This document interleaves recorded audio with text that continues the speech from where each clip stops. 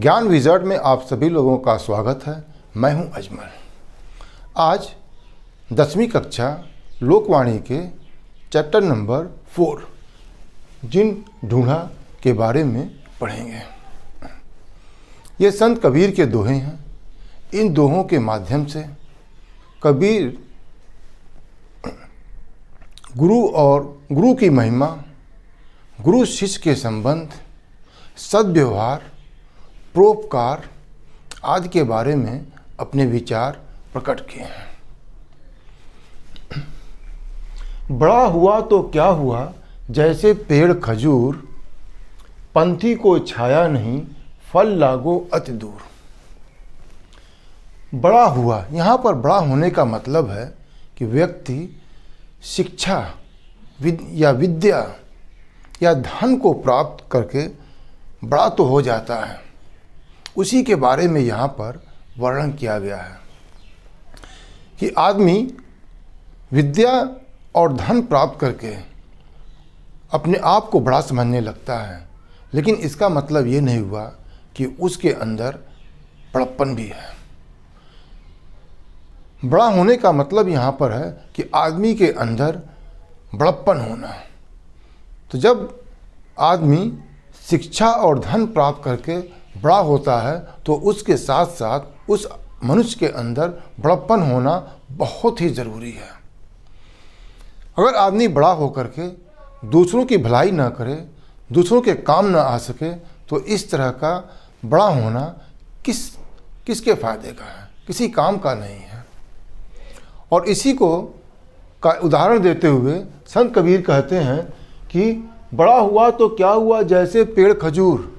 जैसे खजूर का पेड़ जो है बहुत सी बड़ा होता है, लेकिन वो किसी राही के काम नहीं आता। क्यों? पंथी को छाया नहीं, फल लागो अति दूर। पंथी मीन्स होता है राही, कि रास्ते में चलने वाला आदमी जब थक जाता है और खजूर के पेड़ के नीचे आकर के विश्राम करना चाहे तो उसे छाया नहीं मिलती, और उस पर खजूर के पेड़ पर जो फल लगते हैं वो इतने ऊपर होते हैं कि आदमी उसे तोड़ नहीं सकता, उसको तोड़ करके खा नहीं सकता जो है।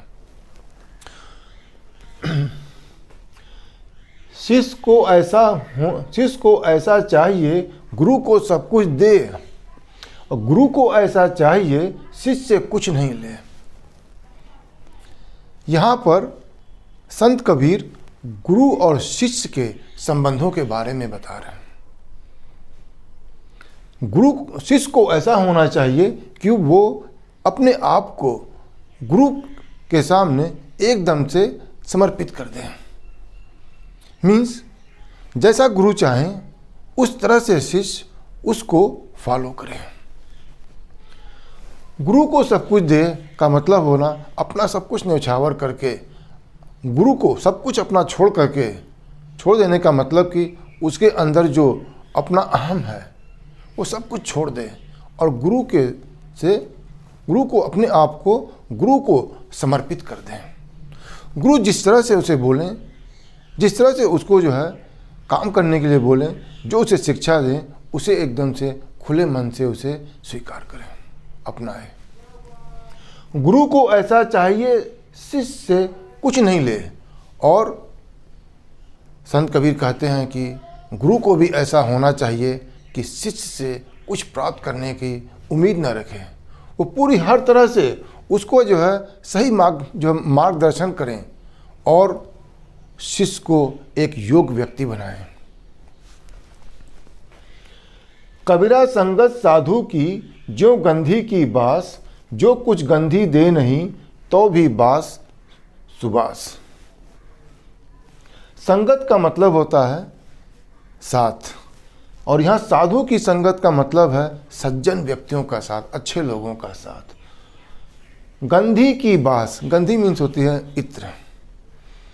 तो यहाँ पर संत कबीर बताते हैं कि अच्छे लोगों, सज्जन लोगों के साथ रहने के क्या फायदे हैं। कबीरा संगत साधु की ज्यों गंधी की बास।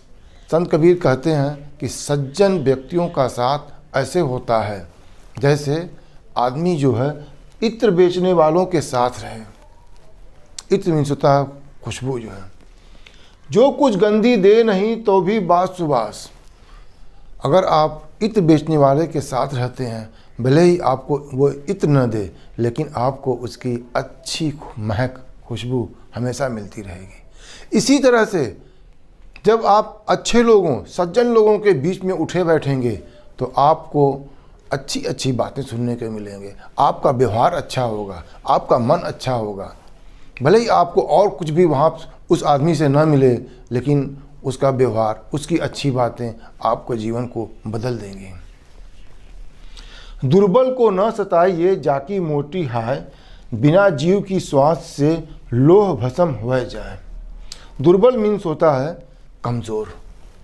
संत कबीर कहते हैं कि हमें कमज़ोर आदमियों को कभी भी सताना नहीं चाहिए। जाकी मोटी हाय, क्योंकि उसकी जो हाय होती है उसमें बहुत ही शक्ति होती है, और उसकी जब हाय लगती है तो आदमी को एकदम से बर्बाद कर देती है। इसी का उदाहरण देते हुए कहते हैं, बिना जीव की श्वास से लोह भस्म हो जाए। कह रहे हैं जिस तरह से लोहार की जो भट्टी होती है वो एक निर्जीव के चमड़े से बनी हुई होती है, लेकिन उसमें इतनी ताकत होती है कि वो लोहे को भस्म कर देती है, जला देती है। गुरु कुम्हार शिष्य कुंभ है, गड़गड़ काढ़ो खोट, अंतर हाथ सहार दे बाहर बाहे चोट। यहाँ पर संत कबीर कहते हैं कि गुरु जो है वो एक कुम्हार की तरह से होता है। जैसे कुम्हार जो है मिट्टी के कच्चे बर्तन जब वो बनाता है, जब मिट्टी से कच्चे बर्तन बनाता है तो उसको वो एक अच्छा ढांचा देने के लिए हाथ अंदर से वो सहारा देता है और बाहर से उसको वो ठोक करके एक बहुत ही अच्छी शेप देता है।